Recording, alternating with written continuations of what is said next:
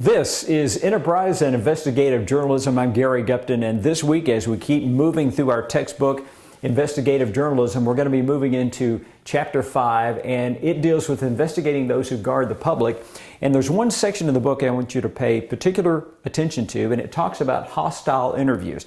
Now, sometimes when you're going into an interview, you don't know if it's going to be hostile or not, but there are other times that you can plan for it. I'll tell you a story about how that happened in my career. Several years ago, I got a tip that there were strippers at a University of Louisville golf tournament. That's all I knew. So what I had to do is we walk through the cascade of how we go about investigating these stories. I'll take you through the steps and show you how, even though our reporting flow chart is solid, it doesn't always cascade the way we lay it out. Case in point, you know how we do this. First of all, you get a tip or an idea. And again, for me, all I knew was that there were strippers, or I was told, is there were strippers at a University of Louisville golf tournament. That's all I knew. It's the only thing I had to go with. So I had to find out, is it real or it's a rumor?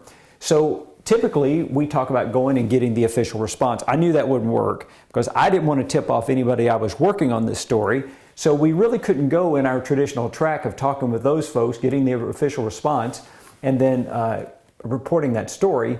We had to skip that part and then go straight to researching and documenting.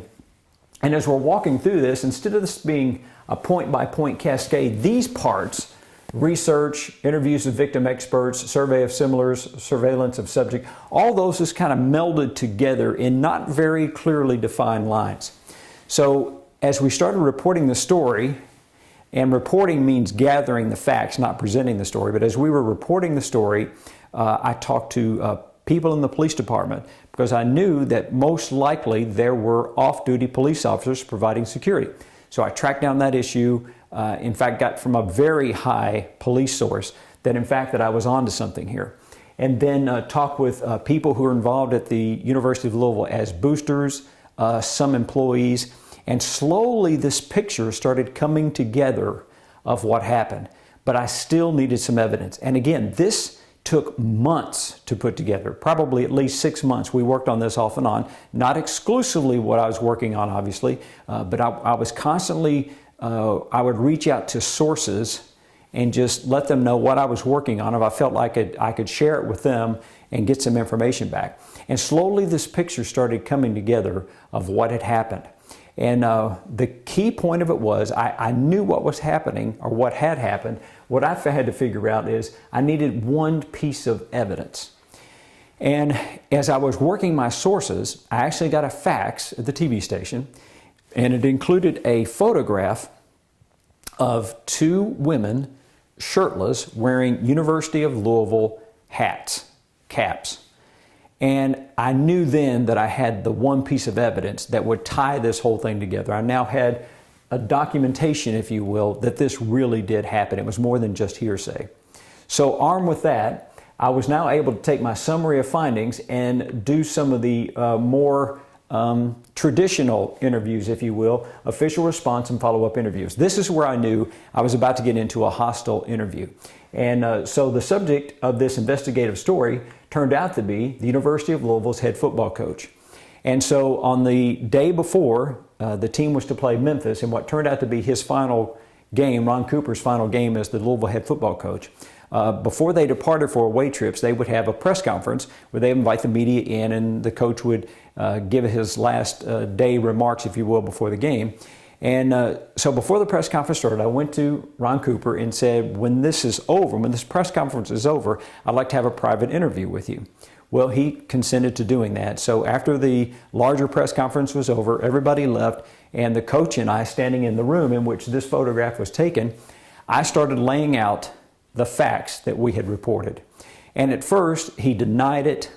And one thing about the hostile interview is I made sure that I got real close to him. I didn't want to stand too far back during the interview situation, because what I found is the closer you get to a subject when you've got a hostile interview, it actually lessens the tension. I know it sounds counterintuitive, but the tighter you get in this situation, it's actually better for getting the truth out.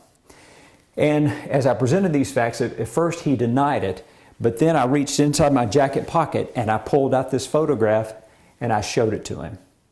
And finally he relented and admitted that the story that we had reported was in fact true. And what I've done is I've gone back in the archives and I've found another media report on our report, and this came from the Courier-Journal. Here's how this story reads.